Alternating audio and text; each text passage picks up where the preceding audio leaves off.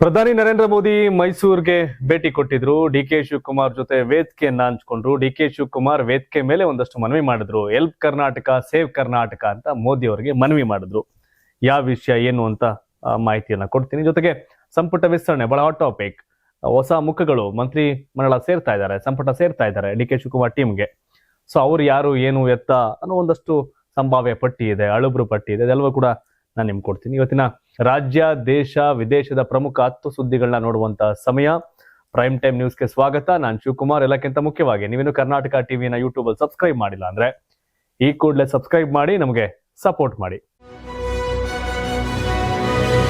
ಪ್ರಧಾನಿ ನರೇಂದ್ರ ಮೋದಿ ಅವರು ಇಂದು ಸಾಂಸ್ಕೃತಿಕ ನಗರಿ ಮೈಸೂರಿಗೆ ಭೇಟಿ ನೀಡಿ ಶ್ರೀ ರಾಮಕೃಷ್ಣ ಆಶ್ರಮದಲ್ಲಿ ನಿರ್ಮಿಸಲಾಗಿರ್ತಕ್ಕಂಥ ಸ್ವಾಮಿ ವಿವೇಕಾನಂದ ಸಾಂಸ್ಕೃತಿಕ ಯುವ ಕೇಂದ್ರ ವಿವೇಕ ಸ್ಮಾರಕವನ್ನ ಉದ್ಘಾಟನೆ ಮಾಡಿದ್ರು. ಈ ವೇಳೆ ಆಶ್ರಮ ಆವರಣದಲ್ಲಿ ಸಸಿ ನೆಟ್ಟು ಪರಿಸರ ಸಂರಕ್ಷಣೆಯ ಸಂದೇಶವನ್ನು ಕೂಡ ಕೊಟ್ಟರು. ಆಂಧ್ರ ಪ್ರದೇಶದಿಂದ ವಿಶೇಷ ವಿಮಾನದ ಮೂಲಕ ಮೈಸೂರಿಗೆ ಆಗಮಿಸಿದ ಪ್ರಧಾನಿ ನರೇಂದ್ರ ಮೋದಿ ಅವರಿಗೆ ಅದ್ದೂರಿ ಸ್ವಾಗತ ಕೋರಲಾಯಿತು. ಮಂಡಕಳ್ಳಿ ಹೆಲಿಪ್ಯಾಡ್ಗೆ ಬಂದಿಳಿದ ಪ್ರಧಾನಿ ಅವರನ್ನ ರಾಜ್ಯಪಾಲ ತಾವರ್ ಚಂದ್ ಗೆಹ್ಲೋಟ್, ಮುಖ್ಯಮಂತ್ರಿ ಡಿ.ಕೆ. ಶಿವಕುಮಾರ್, ಸಚಿವ ಯತೀಂದ್ರ ಸಿದ್ದರಾಮಯ್ಯ ಹಾಗೂ ಬಿಜೆಪಿ ರಾಜ್ಯಾಧ್ಯಕ್ಷ ಬಿ.ವೈ. ವಿಜಯೇಂದ್ರ ಹೂಗುಚ್ಛ ನೀಡಿ ಬರಮಾಡಿಕೊಂಡ್ರು. ಅಲ್ಲಿಂದ ವಿಶೇಷ ಹೆಲಿಕಾಪ್ಟರ್ ಮೂಲಕ ಓವಲ್ ಮೈದಾನಕ್ಕೆ ಆಗಮಿಸಿದ ಪ್ರಧಾನಿ ಮೋದಿ ಬಳಿಕ ರಸ್ತೆ ಮಾರ್ಗವಾಗಿ ದೇವರಾಜ ಮೊಹಲ್ಲಾದ ನಾರಾಯಣ ಶಾಸ್ತ್ರಿ ರಸ್ತೆಯಲ್ಲಿರ್ತಕ್ಕಂಥ ಶ್ರೀ ರಾಮಕೃಷ್ಣ ಆಶ್ರಮಕ್ಕೆ ತೆರಳಿದರು. ಆಶ್ರಮದ ಆವರಣದಲ್ಲಿ ನಿರ್ಮಿಸಲಾಗಿರ್ತಕ್ಕಂಥ ಸ್ವಾಮಿ ವಿವೇಕಾನಂದ ಸಾಂಸ್ಕೃತಿಕ ಯುವ ಕೇಂದ್ರ ವಿವೇಕ ಸ್ಮಾರಕವನ್ನು ಅವರು ಉದ್ಘಾಟನೆ ಮಾಡಿದ್ರು. ಬಳಿಕ ಸ್ವಾಮಿ ವಿವೇಕಾನಂದರ ಪ್ರತಿಮೆಗೆ ಪುಷ್ಪ ನಮನ ಸಲ್ಲಿಸಿ ಪೂಜೆ ನೆರವೇರಿಸಿದ್ರು. ಇದೇ ಸಂದರ್ಭದಲ್ಲಿ ಆಶ್ರಮದ ಆವರಣದಲ್ಲಿ ಬಿಲ್ವಪತ್ರೆ ಸಸಿ ನೆಟ್ಟು ಪರಿಸರ ಸಂರಕ್ಷಣೆಯ ಸಂದೇಶ ಕೊಟ್ಟರು. ಮುಖ್ಯಮಂತ್ರಿ ಡಿ.ಕೆ. ಶಿವಕುಮಾರ್ ಕೂಡ ಪ್ರಧಾನಿ ಅವರೊಂದಿಗೆ ಸಸಿ ನೆಟ್ಟು ಕಾರ್ಯಕ್ರಮದಲ್ಲಿ ಭಾಗಿಯಾದರು. ಆಶ್ರಮದೊಳಗೆ ಕೆಲ ಕಾಲ ಧ್ಯಾನ ಮಾಡಿದ ಪ್ರಧಾನಿ ಮೋದಿ ನಂತರ ಆಶ್ರಮದ ಸ್ವಾಮೀಜಿಗಳು ಹಾಗೂ ಪ್ರತಿನಿಧಿಗಳೊಂದಿಗೆ ಮಾತುಕತೆ ನಡೆಸಿದರು. 1892ರಲ್ಲಿ ಸ್ವಾಮಿ ವಿವೇಕಾನಂದರು ಮೈಸೂರಿನ ಈ ಆಶ್ರಮದಲ್ಲಿ ತಂಗಿದ್ದ ಸ್ಮರಣಾರ್ಥ ಇಲ್ಲಿ ವಿವೇಕ ಸ್ಮಾರಕ ನಿರ್ಮಿಸಲಾಗಿದ್ದು, ಅದರ ಉದ್ಘಾಟನೆಗೆ ಪ್ರಧಾನಿ ಮೋದಿ ಆಗಮಿಸಿರುವುದು ವಿಶೇಷ ಕಾರ್ಯಕ್ರಮ ಆಗಿತ್ತು. ಪ್ರಧಾನಿಯವರ ಆಗಮನದ ಹಿನ್ನೆಲೆಯಲ್ಲಿ ಮೈಸೂರಿನಲ್ಲಿ ಹಬ್ಬದ ವಾತಾವರಣ ನಿರ್ಮಾಣವಾಗಿತ್ತು. ಅವರು ಸಂಚರಿಸಿದ ಮಾರ್ಗದುದ್ದಕ್ಕೂ ಸಾವಿರಾರು ಮಂದಿ ಸಾರ್ವಜನಿಕರು ಜಮಾಯಿಸಿ ಬಿಜೆಪಿ ಕಾರ್ಯಕರ್ತರು ಜಮಾಯಿಸಿದರು. ಮೋದಿ ಮೋದಿ, ಭಾರತ್ ಮಾತಾ ಕಿ ಜೈ, ವಂದೇ ಮಾತರಂ ಎಂಬ ಘೋಷಣೆಗಳನ್ನ ಕೂಗುತ್ತಾ ಆತ್ಮೀಯವಾಗಿ ಸ್ವಾಗತ ಮಾಡಿದರು. ಬಳಿಕ ಮಾತನಾಡಿದಂತ ಮೋದಿ ಚಾಮುಂಡೇಶ್ವರಿ ವಿವೇಕಾನಂದರಿಗೆ ನಮಿಸಿದ್ರು. ಭಾರತದ ಸ್ವಚ್ಛ ನಗರಿ ಎಂಬ ಖ್ಯಾತಿ ಪಡೆದ ಮೈಸೂರಿನ ಬಗ್ಗೆ ಹೊಗಳಿಕೆಯ ಮಾತುಗಳನ್ನು ಆಡಿದ್ರು. ಅದು ಸೈಲೆಂಟ್, ಇದು ಒಳ ಸುದ್ದಿ ಇರಲಿಲ್ಲ. ದಿಢೀರ್ನೆ ಒಂದು ಕಾರ್ಯಕ್ರಮ ಇದಾಗಿತ್ತು. ಈ ಕಾರ್ಯಕ್ರಮಕ್ಕೆ ಬಂದ್ರು, ಮಾತಾಡಿದಾಗ ಏನ್ ಹೇಳಿದ್ರು? ಎಲ್ಲರಿಗೂ ನನ್ನ ನಮಸ್ಕಾರಗಳು ಎನ್ನುತ್ತಾ ಪ್ರಧಾನಿ ನರೇಂದ್ರ ಮೋದಿ ಮೈಸೂರಿನಲ್ಲಿ ಕನ್ನಡದಲ್ಲೇ ಭಾಷಣ ಆರಂಭ ಮಾಡ್ತಿದಂತೆ ಪ್ರೇಕ್ಷಕರಿಂದ ಭಾರಿ ಕರತಾಡನ ಮೊಳಗಿತು. ಮೈಸೂರಿನಲ್ಲಿ ವಿವೇಕ ಸ್ಮಾರಕ ಉದ್ಘಾಟನೆ ಮಾಡಿದ ಬಳಿಕ ರಾಮಕೃಷ್ಣ ಆಡಿಟೋರಿಯಂನಲ್ಲಿ ವೇದಿಕೆ ಕಾರ್ಯಕ್ರಮದಲ್ಲಿ ಪ್ರಧಾನಿ ಮೋದಿ ಏನು ಒಂದಷ್ಟು ವಿಷಯಗಳನ್ನ ಪ್ರಸ್ತಾಪ ಮಾಡಿದ್ರು. ಮೈಸೂರು ಭಾರತದ ಪ್ರಾಚೀನ ಸಾಂಸ್ಕೃತಿಕ ಪ್ರಜ್ಞೆಯ ಕೇಂದ್ರವಾಗಿದೆ. ಭಾರತದ ಪರಂಪರೆಯು ಈ ನಗರದ ಪ್ರತಿಯೊಂದು ಮೂಲೆಯಲ್ಲೂ ಹಾಸು ಹೊಕ್ಕಿದೆ. ಮೈಸೂರು ಭಾರತದ ಅತಿ ಸ್ವಚ್ಛ ನಗರ ಎಂಬ ಹೆಗ್ಗಳಿಕೆಗೆ ಪಾತ್ರವಾಗಿದೆ ಅಂತ ಮೆಚ್ಚುಗೆ ವ್ಯಕ್ತಪಡಿಸಿದ್ರು. ಮೈಸೂರಿನಲ್ಲಿ ವಿವೇಕ ಸ್ಮಾರಕ ಉದ್ಘಾಟನೆ ಕಾರ್ಯಕ್ರಮ ಇದು ಇಂಪಾರ್ಟೆಂಟ್ ಆಗಿತ್ತು. ಈ ಕಾರ್ಯಕ್ರಮದಲ್ಲಿ ತಾಯಿ ಚಾಮುಂಡೇಶ್ವರಿಗೆ ಪ್ರಣಾಮಗಳು. 2 ದಿನಗಳ ಹಿಂದೆ ಗುರುಪೂರ್ಣಿಮೆ ಆಚರಿಸಿದ್ದೇವೆ. ನನ್ನ ಜೀವನದ ಯಾತ್ರೆಯಲ್ಲಿ ರಾಮಕೃಷ್ಣ ಆಶ್ರಮದ ಪಾತ್ರ ಮಹತ್ವದ್ದು. ಮೈಸೂರಿನ ರಾಮಕೃಷ್ಣ ಆಶ್ರಮಕ್ಕೆ ಭೇಟಿ ನೀಡಿದ್ದು ನನ್ನ ಸೌಭಾಗ್ಯ. ಮೈಸೂರು ಭಾರತದ ಸಾಂಸ್ಕೃತಿಕ ಕೇಂದ್ರವಾಗಿದೆ. ಮೈಸೂರು ದಸರಾ ಪರಂಪರೆ, ಅರಮನೆ, ಇಲ್ಲಿನ ಸಂಸ್ಕೃತಿ, ಸಂಗೀತ, ಸಾಹಿತ್ಯ ಇಡೀ ದೇಶದ ಗಮನ ಸೆಳೆದಿದೆ. ಮತ್ತೊಮ್ಮೆ ಮೈಸೂರಿಗೆ ಆಗಮಿಸಿದ್ದಕ್ಕೆ ನನಗೆ ಬಹಳ ಸಂತೋಷವಾಗಿದೆ ಅಂತ ಹೇಳಿದರು. ಮೈಸೂರಿನ ರಾಮಕೃಷ್ಣ ಆಶ್ರಮದ ಸೇವೆ ಅಪಾರ. ಸ್ವಾಮಿ ವಿವೇಕಾನಂದರು ದೇಶದ ಯುವಕರಿಗೆ ಪ್ರೇರಣೆ. ಭಾರತದ ಅರ್ಥವ್ಯವಸ್ಥೆ ಅತ್ಯಂತ ವೇಗವಾಗಿ ಬೆಳೀತಾ ಇದೆ. ಭಾರತದ ಯುವಕರ ಸಾಮರ್ಥ್ಯದಿಂದ ಅರ್ಥವ್ಯವಸ್ಥೆ ಬೆಳೀತಿದೆ. ಮೊಬೈಲ್ ಉತ್ಪಾದನೆ, ಎಐ ಸೇರಿದ ಎಲ್ಲಾ ಕ್ಷೇತ್ರಗಳಲ್ಲಿ ಅಭಿವೃದ್ಧಿ ಹೊಂದ್ತಾ ಇದೆ. ಯಾವುದೇ ದೇಶದಲ್ಲಿ ಯುವಕರ ಸಾಮರ್ಥ್ಯವು ರಾಷ್ಟ್ರೀಯ ಶಕ್ತಿಯಾಗಿ ಪರಿವರ್ತನೆಯಾಗುವುದು ಅವರಿಗೆ ಸರಿಯಾದ ಅವಕಾಶಗಳು ಮತ್ತು ಮಾರ್ಗದರ್ಶನ ಸಿಕ್ಕಾಗ ಮತ್ತು ಸ್ವಂತ ನೆಲದಲ್ಲಿ ದೊಡ್ಡ ಕನಸುಗಳನ್ನ ಕಾಣುವ, ಆ ಕನಸುಗಳನ್ನ ನನಸಾಗಿಸಿಕೊಳ್ಳುವ ಆತ್ಮವಿಶ್ವಾಸ ದೊರೆತಾಗ ಮಾತ್ರ. ಈ ನಿಟ್ಟಿನಲ್ಲಿ ನಮ್ಮ ಶಿಕ್ಷಣ ಸಂಸ್ಥೆಗಳು ಪ್ರಮುಖ ಪಾತ್ರ ವಹಿಸುತ್ತವೆ. ಭಾರತದಲ್ಲಿ ಶಿಕ್ಷಣ ಸಂಸ್ಥೆಗಳ ಸಂಖ್ಯೆಯು ಸ್ಥಿರವಾಗಿ ಹೆಚ್ಚುತ್ತಿರೋದಕ್ಕೆ ನನಗೆ ಸಂತೋಷವಾಗಿದೆ ಅಂತ ಮೋದಿ ಹೇಳಿದ್ರು. ನರೇಂದ್ರ ಮೋದಿ ಅವರು ಬಿಜೆಪಿ ಅಂದ್ರೆ ಸ್ವಾಮಿ ವಿವೇಕಾನಂದರು, ರಾಮಕೃಷ್ಣ ಆಶ್ರಮ ಒಡನಾಟಗಳು ಜಾಸ್ತಿ.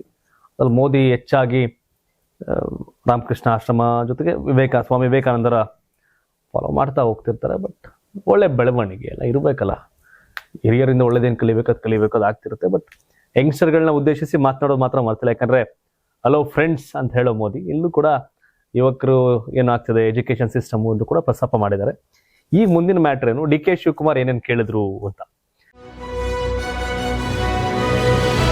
S, help Karnataka, safe Karnataka ಅಂತ ಮನವಿ ಮಾಡಿದ್ದಾರೆ. ಏನು ಏನು ನೂತನವಾಗಿ ಲೋಕಾರ್ಪಣೆಗೊಂಡಿರ್ತಕ್ಕಂಥ ವಿವೇಕ ಸ್ಮಾರಕ ಕೇವಲ ಒಂದು ಜಿಲ್ಲೆ ಅಥವಾ ರಾಜ್ಯಕ್ಕೆ ಸೀಮಿತವಾಗಿಲ್ಲ, ಇದು ಇಡೀ ದೇಶದ ಹೆಮ್ಮೆಯ ಆಸ್ತಿ ಆಗಿದೆ ಅಂತ ಮುಖ್ಯಮಂತ್ರಿ ಡಿ ಕೆ ಶಿವಕುಮಾರ್ ಬಣ್ಣಿಸಿದ್ರು.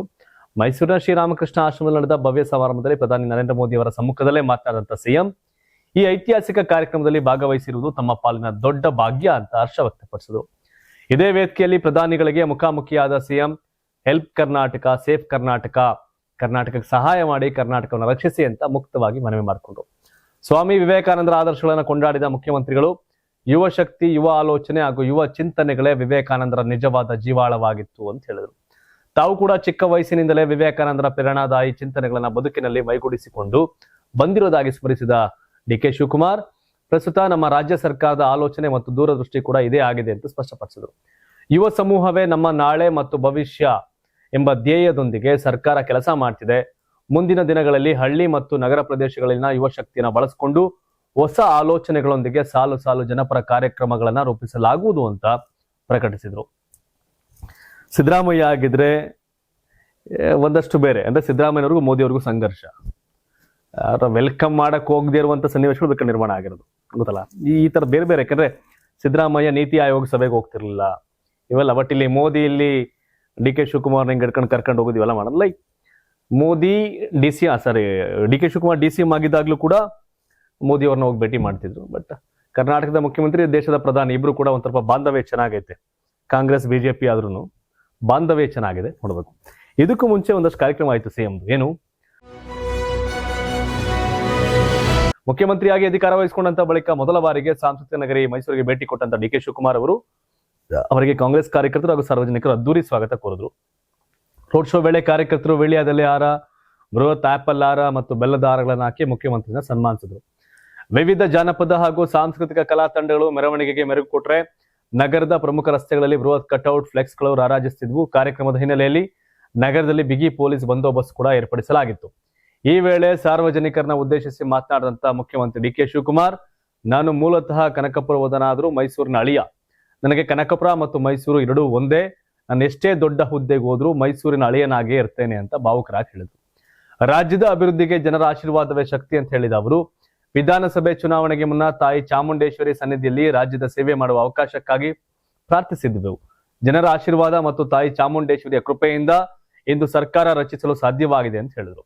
ರಾಜ್ಯ ಸರ್ಕಾರ ಜಾರಿಗೆ ತಂದಿರತಕ್ಕಂಥ ಗ್ಯಾರಂಟಿ ಯೋಜನೆಗಳು ಇಂದು ದೇಶಕ್ಕೆ ಮಾದರಿಯಾಗಿವೆ ಅಂತ ಹೇಳಿದ ಮುಖ್ಯಮಂತ್ರಿ, ಬೆಲೆ ಏರಿಕೆಯಿಂದ ಸಂಕಷ್ಟದಲ್ಲಿದ್ದ ಸಾಮಾನ್ಯ ಜನರಿಗೆ ಈ ಯೋಜನೆಗಳು ಆಸರಿಯಾಗಿವೆ ಅಂತ ತಿಳಿಸಿದರು. ಮುಂದಿನ 2028ರ ವಿಧಾನಸಭೆ ಚುನಾವಣೆಯಲ್ಲೂ ಕಾಂಗ್ರೆಸ್ ಸರ್ಕಾರವೇ ಮತ್ತೆ ಅಧಿಕಾರಕ್ಕೆ ಬರುತ್ತೆ ಅಂತ ವಿಶ್ವಾಸ ವ್ಯಕ್ತಪಡಿಸಿದ ಅವರು, ರಾಜ್ಯದ ಸಮಗ್ರ ಅಭಿವೃದ್ಧಿಗಾಗಿ ಮತ್ತೊಮ್ಮೆ ಜನರು ಆಶೀರ್ವಾದ ಮಾಡಬೇಕು ಅಂತ ಮನವಿ ಮಾಡಿದರು. ಪ್ರಧಾನಿ ನರೇಂದ್ರ ಮೋದಿ ಅವರ ಮೈಸೂರು ಭೇಟಿಯಾಗುವ ಭದ್ರತಾ ಕಾರಣಗಳಿಂದ ಪಕ್ಷದ ಕಾರ್ಯಕರ್ತರ ಸಭೆಯನ್ನು ರದ್ದುಪಡಿಸಲಾಗಿದೆ. ಆದರೆ ಮುಂದಿನ ದಿನಗಳಲ್ಲಿ ಜಿಲ್ಲೆಯ ಎಲ್ಲಾ ಕಾರ್ಯಕರ್ತರನ್ನ ಒಗ್ಗೂಡಿಸಿ ಬೃಹತ್ ಸಮಾವೇಶ ಆಯೋಜನೆ ಮಾಡಲಾಗುವುದು ಅಂತ ಭರವಸೆ ಕೊಟ್ಟರು. ಇದೇ ವೇಳೆ ಕಾವೇರಿ ನೀರಿನ ಹಂಚಿಕೆ ವಿಚಾರದಲ್ಲೂ ಪ್ರತಿಕ್ರಿಯೆ ಕೊಟ್ಟಂತ ಮುಖ್ಯಮಂತ್ರಿ, ವಿರೋಧ ಪಕ್ಷಗಳೊಂದಿಗೆ ಚರ್ಚಿಸಿ ಸೂಕ್ತ ನಿರ್ಧಾರ ಕೈಗೊಳ್ಳಲು ಸರ್ಕಾರ ಸಿದ್ಧವಾಗಿತ್ತು. ಆದರೆ ಮಳೆ ಹೆಚ್ಚಾಗಿ ಜಲಾಶಯಗಳ ಪರಿಸ್ಥಿತಿ ಸುಧಾರಿಸಿರುವ ಹಿನ್ನೆಲೆಯಲ್ಲಿ ನೆರೆ ರಾಜ್ಯಕ್ಕೆ ನೀರು ಬಿಡುವ ಆತಂಕ ಸದ್ಯಕ್ಕೆ ಕಡಿಮೆ ಆಗಿದೆ ಅಂತ ತಿಳಿಸಿದ್ರು. ಮೈಸೂರು ಅಳಿಯ ಡಿ ಕೆ ಶಿವಕುಮಾರ್, ಸಿದ್ದರಾಮಯ್ಯನವರು ಮೈಸೂರು ಸೌಂಡ್ ಇರೋದು, ಬಟ್ ಸಿದ್ದರಾಮಯ್ಯನವರು ಇಲ್ಲದ, ಅಂದ್ರೆ ಲೈಕ್ ಮುಖ್ಯಮಂತ್ರಿ ಅಲ್ಲದ ಸ್ಥಾನದಲ್ಲಿ ಡಿ ಕೆ ಅವರು ಮುಖ್ಯಮಂತ್ರಿ. ಈಗ ಮೈಸೂರು ತಮ್ಮ ಪಾರುಪತ್ಯ ಸಾಧಿಸಬೇಕಲ್ಲ, ಅದಕ್ಕೇನ್ ಬೇಕಾದ್ ಮಾಡ್ತಾ ಇದ್ದಾರೆ. ಮೈಸೂರು ನಳಿಯ, ನನ್ನ ಕನಕಪುರದ ಮಗನೂ ಹೌದು, ಮೈಸೂರು ನಳಿಯನೂ ಹೌದು ಅಂತ ಮಾತನಾಡ್ತಿದ್ದಾರೆ. ಮುಂದಿನ ಚುನಾವಣೆಗೆ ಈಗಾಗಲೇ ಕ್ಯಾಂಪೇನ್ ಸ್ಟಾರ್ಟ್ ಮಾಡ್ಕೊಂಡಿದ್ದಾರೆ.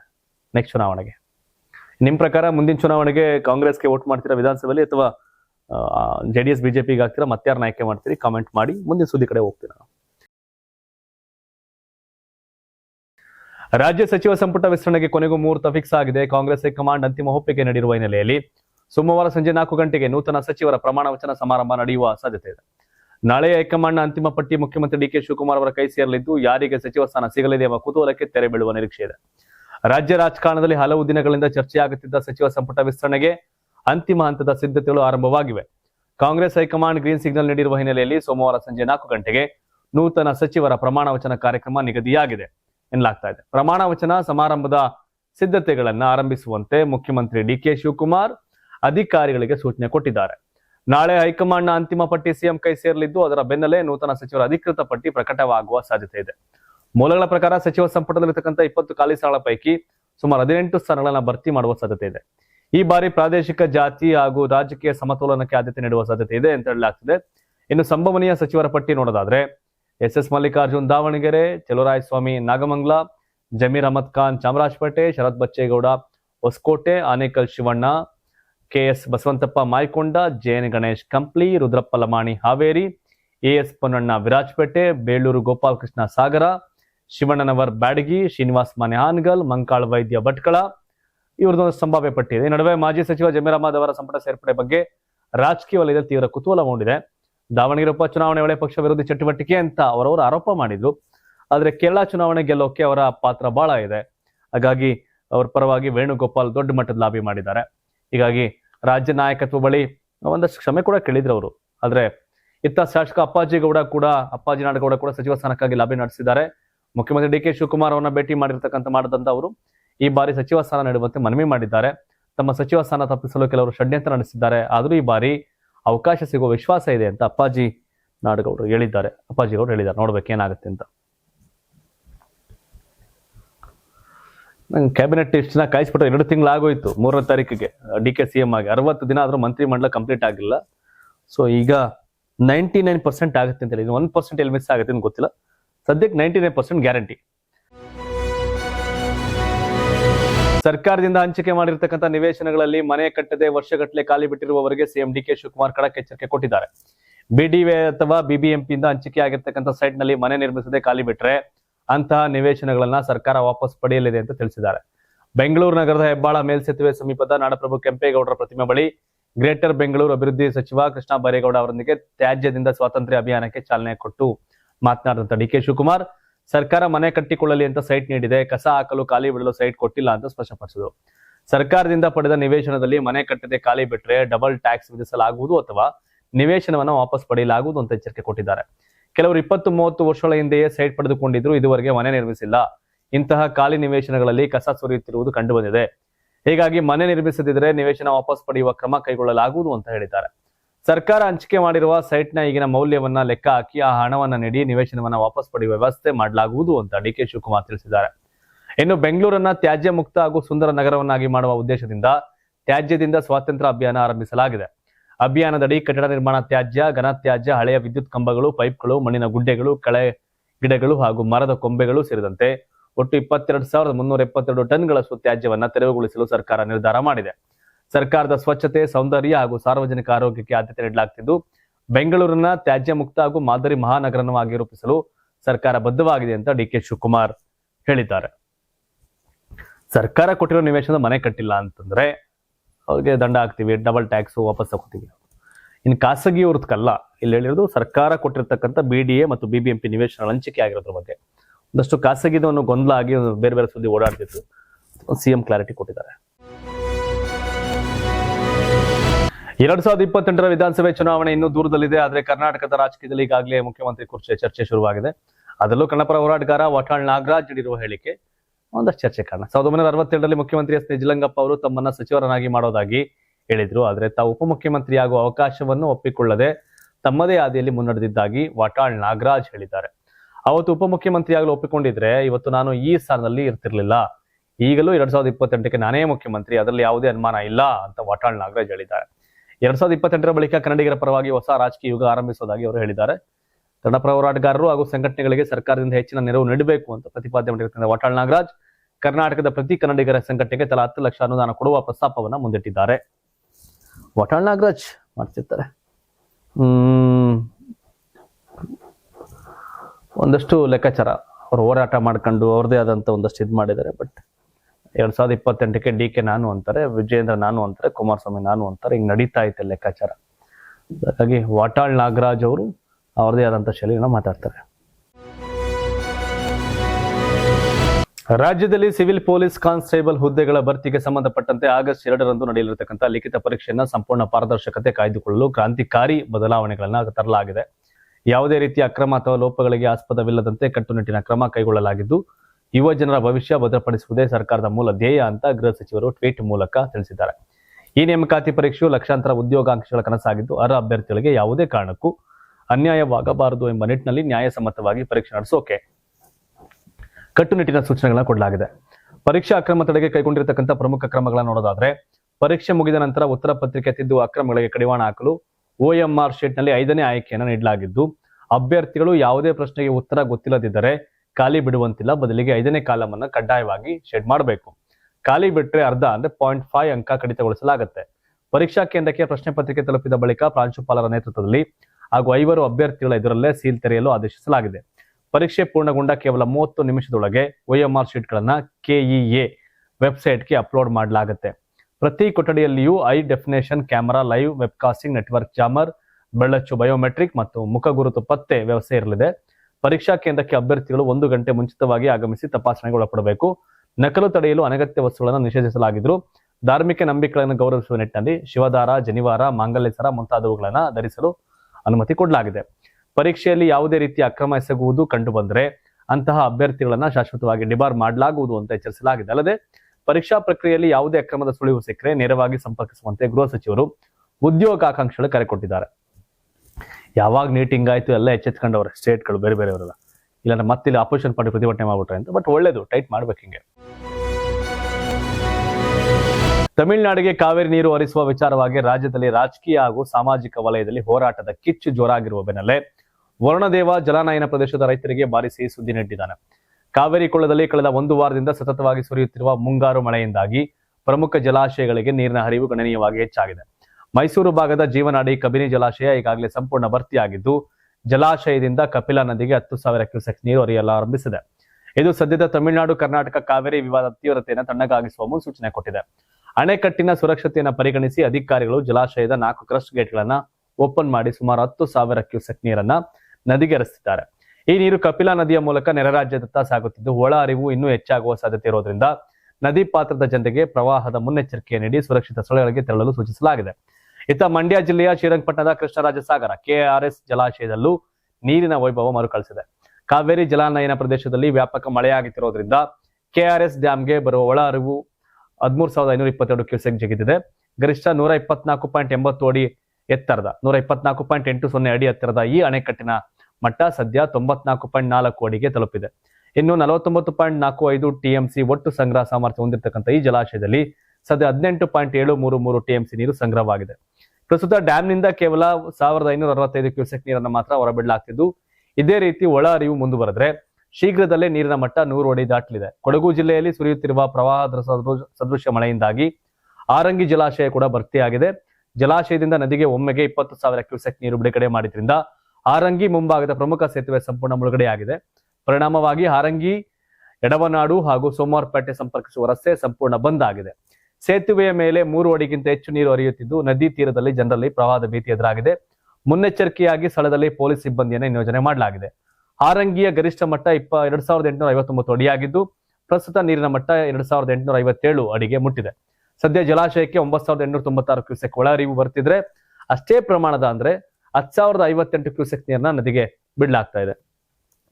ತಮಿಳುನಾಡು ನಮಗೆ ಸಂಘರ್ಷ ಆಗ್ತಾ ಇತ್ತು, ಪ್ರತಿಭಟನೆಗಳಾಗ್ತಾ ಇತ್ತು. ಮಳೆ ಬಂದೆಲ್ಲದಕ್ಕೂ ಆ ಪ್ರತಿಭಟನೆ ಬೆಂಕಿಗೆ ತಣ್ಣಗೆ ಮಾಡಿದೆ. ಮಳೆ ಆಗ್ಲಿ, ಜನ ಬೆಳೆ ಬೆಳೀಲಿ, ಎಲ್ಲರೂ ನೆಮ್ಮದಿಯಾಗಿರ್ಲಿ, ಅದಷ್ಟೇ, ಬೇರೆ ಏನು ಬೇಡ.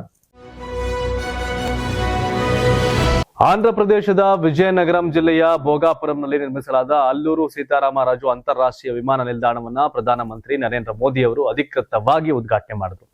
ವಿಮಾನ ನಿಲ್ದಾಣ ಉದ್ಘಾಟನೆಯ ಜೊತೆಗೆ ಭೋಗಾಪುರಂನಲ್ಲಿ ಸುಮಾರು 17,900 ಕೋಟಿ ರೂಪಾಯಿಗಳಿಗೂ ಅಧಿಕ ಮೌಲ್ಯದ ವಿವಿಧ ಅಭಿವೃದ್ಧಿ ಯೋಜನೆಗಳಿಗೆ ಪ್ರಧಾನಿ ಮೋದಿ ಅವರು ಶಂಕುಸ್ಥಾಪನೆ ನೆರವೇರಿಸಿ ರಾಷ್ಟ್ರಕ್ಕೆ ಸಮರ್ಪಣೆ ಮಾಡಿದರು. ಇದಕ್ಕೂ ಮುನ್ನ ಭೋಗಾಪುರಂಗೆ ಆಗಮಿಸಿದ ಪ್ರಧಾನಿ ಮೋದಿ ಅವರಿಗೆ ಆತ್ಮೀಯ ಮತ್ತು ಅದ್ದೂರಿ ಸ್ವಾಗತ ಕೋರಲಾಯಿತು. ಈ ಸಂದರ್ಭದಲ್ಲಿ ಆಂಧ್ರ ಪ್ರದೇಶದ ಮುಖ್ಯಮಂತ್ರಿ ಎನ್ ಚಂದ್ರಬಾಬು ನಾಯ್ಡು ಹಾಗೂ ಉಪಮುಖ್ಯಮಂತ್ರಿ ಪವನ್ ಕಲ್ಯಾಣ್ ಅವರು ಪ್ರಧಾನಿಯವರ ಜೊತೆಗಿದ್ರು.